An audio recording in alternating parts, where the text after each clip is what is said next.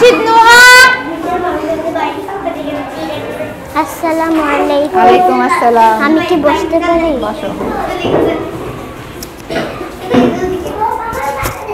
নুহা তুমি কোন শ্রেণীতে পড়ো? এসকেজি।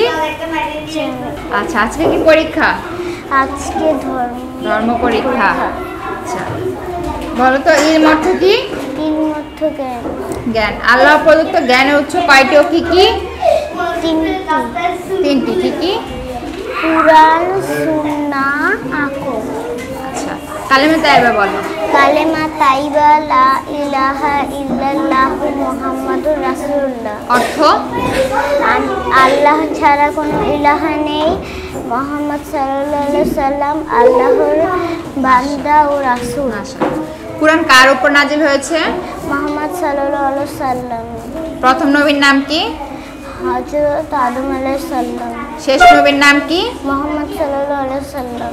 মুহাম্মদ সাল্লাল্লাহু আলাইহি সাল্লাম কোথায় জন্মগ্রহণ করেন? মক্কা নগরীতে। কি বলে কোরআন পড়া শুরু করতে হয়?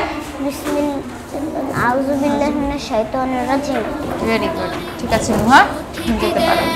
জীবন যাপন সুখময় করতে উভয় জীবন ইউকার শিক্ষায় আছে আয়োজন।